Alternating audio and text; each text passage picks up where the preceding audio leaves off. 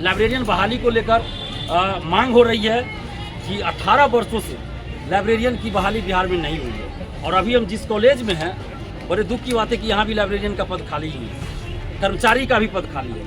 18 वर्षों से लाइब्रेरियन की बहाली ही बिहार में नहीं हुई है, तो आखिर चल और शिक्षा विभाग के अधिकारी और शिक्षा मंत्री जी, लाइब्रेरियन के लिए आपने पिछले साल नियमावली बनाया, हम लोगों के आंदोलन के बाद डोमिसाइल लागू हुआ लाइब्रेरियन में, और नियमावली जो पिछले 17-18 वर्षों से बिहार के लाइब्रेरियन अभ्यर्थियों को गुमराह कर रहे हैं, लाइब्रेरियन अभ्यर्थियों के भविष्य के साथ खिलवाड़ कर रहे हैं। एज किसी का स्थिर रहता है क्या?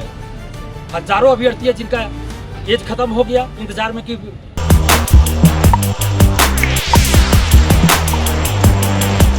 नमस्कार, मेरा नाम है कुणाल और वॉइस ऑफ देख रहे। देखिए, बेगूसराय की जीडी कॉलेज में लाइब्रेरियन को लेकर के छात्र नेता दिलीप कुमार जो है वो मीटिंग करते हैं, और मीटिंग करने के बाद क्या कुछ निर्णय निकलता है और किस तरह से सारे छात्रों से बात करते हैं और आगे कब आंदोलन करने वाले, सब कुछ जानकारी छात्र नेता दिलीप कुमार दे रहे हैं। पहले सुनिए उनकी पूरी बातें। अभी हम लोग बेगूसराय के जीडी कॉलेज में हैं और यहाँ पे लाइब्रेरियन के अभ्यर्थी हैं ये लोग। आप देखिए कि हमारी बहनें भी हैं, हमारे भाई लोग भी हैं, बेगूसराय के लोग। और अभी लाइब्रेरियन बहाली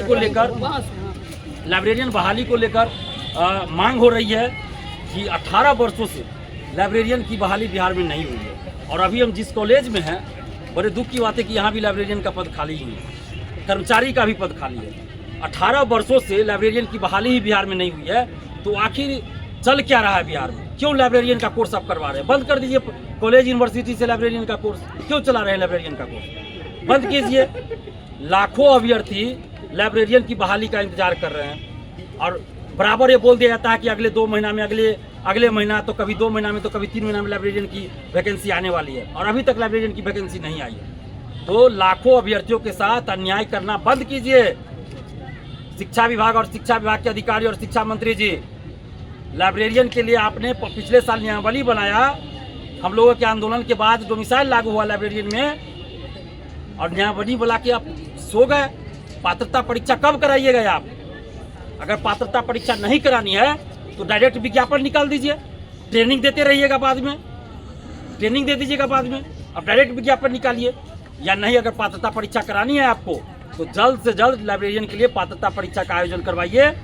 नहीं तो अभी हम लोग तो कुछ जिला में ये बैठक किए हैं ना, अगली बार पटना में महा आंदोलन करेंगे, और जब शिक्षा विभाग पहुंचेंगे तो ये नहीं कहिएगा कि लाइब्रेरियन अभ्यर्थी जो है रोड जाम कर रहा है और ये कर रहा है वो कर रहा है। इसके लिए दोषी शिक्षा विभाग होगा, जो पिछले 17-18 वर्षों से बिहार के लाइब्रेरियन अभ्यर्थियों को गुमराह कर रहे हैं, लाइब्रेरियन अभ्यर्थियों के भविष्य के साथ खिलवाड़ कर रहे हैं। एज किसी का स्थिर रहता है क्या?